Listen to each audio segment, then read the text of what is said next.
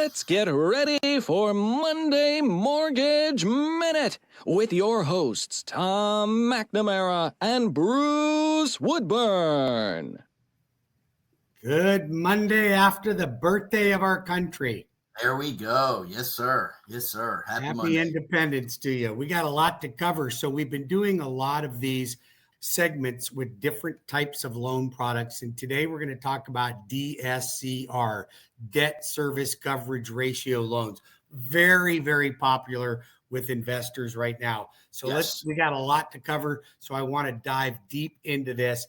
This is Tom McNamara, EXP, and Bruce Woodburn, CrossCountry Mortgage. Let's dive into it, baby. Absolutely. Hey, Bruce, listen, debt service coverage ratio, right? So it's about the debt, how much debt you're going to put on the property and how much your income is. But what's the math? What's the ratio that helps me understand? It's quite simple. You want the mortgage payment to be equal to or less than the rent that property produces. 1-to-1 ratio. So 1-to-1 ratio.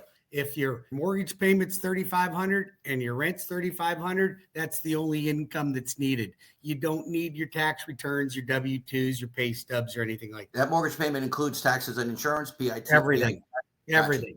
Perfect. Everything. So, and then let's just say that you don't quite have 1-to-1 ratio. There are circumstances where we've gone down as low as 75%. So it is possible to do if you have strong credit and putting a little bit more money down. Well, okay, there you go. So that's actually two other questions that we've got here, right? So my understanding is this product is about the asset supporting the loan completely all on its own. So are you still checking my credit? Absolutely. Credit is very important in this, although we will go as low as a 620 credit score, but credit is important because keep in mind, I'm not verifying income. I'm not looking at tax returns, W2s, pay stubs. I'm only using the property income and your credit. Those are the only two things that I've got to work with. Got you. But so you don't need my tax returns and all that kind of stuff, but you are going to check my credit. Okay. Absolutely. And you're not worried about my other ratios on my personal income, my housing. I'm only looking at the property. Right. Okay, perfect. So what kind of properties can I get a loan like this? Oh, that's a great question. So let's kind of cover that. Eligible properties. First of all, this is only for investors. This is not for a vacation home for you to occupy or for you to live in the home. But we'll do 1 to 4 unit properties, warrantable condos, some certain non-warrantable condos we will do. I will consider condo-tels under certain circumstances, but any planned unit development, mixed use properties can be done as well under certain circumstances, manufactured homes. And so it's pretty wide open.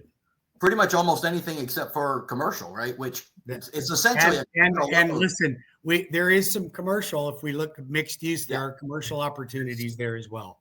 That's true. Now you mentioned condo-tels. I hadn't even thought about that one. A lot of people don't even know what those are, but those are basically a hotel that's converted into condominiums for individual ownership and use. That's right. That's right. Yeah, they're usually cash only. So it's good to know that you can actually do that. Now, what about property condition or age? And can I get renovation money and things like that? Now, you're not going to mix renovation loan with the DSCR unless we're talking about private money. But when we're talking about your traditional DSCR, it's not a construction loan. It's not a rehab loan. It's just to buy the property to where somebody doesn't need to provide all their taxes, income documents. It makes it easier. It's as close to a no income loan as you can get. We're just looking at the rent from the property. Got you. Can I hold the title to the property in an LLC? Absolutely, you can. Okay, awesome. That's nice. And what about fees and lender points, things like that? Is it how is it compared to, let's say, a conventional loan with 20%? Well, I will tell you, I do more of these DSCRs now than I conventional investment purchases. So if you think about a conventional loan, your minimum down payment for investor is 20%. Your interest rates on conventional loans right now are in the high 7s. Okay. If you put 25 or 30%, you might be able to get it into the high 6s. Okay.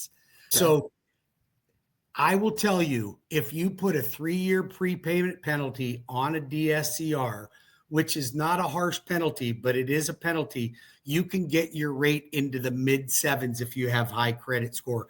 So in my opinion, it's easier, better. And what are you going to do? You're not going to refinance in the next 3 years if you're at 6.75% or even 7.25%, because your conventional rate is actually higher than the DSCR. So it makes sense, and it's an easier loan for investors to do. Yeah, for sure. I definitely know mine was quite a bit easier, although the mortgage package was about that thick. Well, that was just you. That was probably all because just of me. you. Yeah. I actually hold the property in a land trust, and then my LLC is the beneficiary. So that did make it more complicated. That always makes it a little more and putting it in the name of an LLC can add complications to it, but it's not impossible. I closed one last week on one. That's what they wanted, and that's what we did. So what about cash out refinances? Absolutely, you can do cash out refinances on these. Okay, so if I already own the property, I can go ahead and do a cash out refi? Most certainly can. Certainly can. Absolutely. Perfect. What about, so we talked about long-term, how are you going to check the income on the property, right? So like if I say that I have a, $3,500 rent coming in.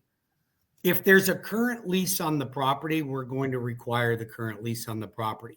Most of the time, that current lease is lower than what I would have gotten if I had the appraiser do it, believe it or not. I think that when I see challenges on DSCRs, it's because the current landlord isn't charging enough rent for that property, and that lease needs to be used because it shows in his bank statement that it's coming in. Sure. So he's already proven the fact that he's not getting enough rent, or she. So we like it personally if there is no lease on the property and we can just start from scratch. But either way, it can work. So it can be the actual lease if there is one. If there's not one, then it's going to be done by an appraiser that's going to give you an appraisal estimate of what the rents would be based on. That is exactly right. And do you take 100% of that appraiser's rent estimate, or do you take a percentage of it? No, we'll take 100% of it. Oh, okay. So that's always nice there.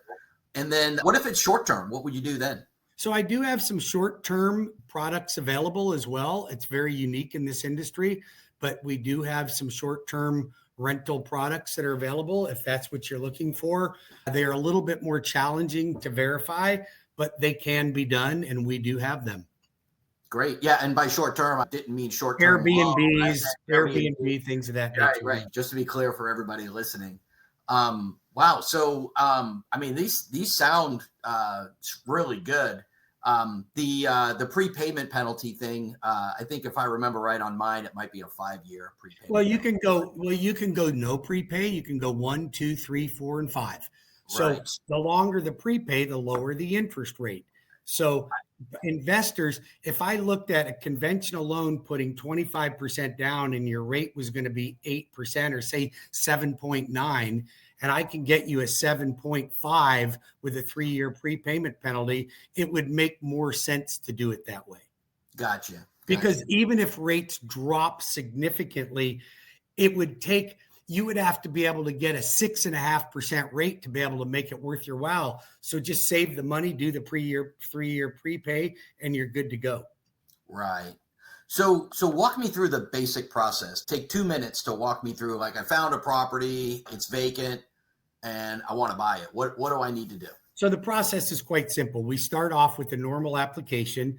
We don't put any income for your employment. We don't even put a job income in there.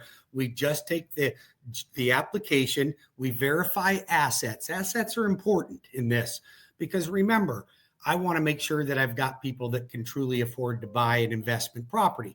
So we verify the assets and we verify the credit. And all we then when we do, we order the appraisal. We ask the appraiser to add on a rent schedule. That rent schedule comes back if there's no current lease on the property. And once that comes back, we know what our debt service ratio looks like. And if it's equal to the payment with say a 25% down, we're good to go.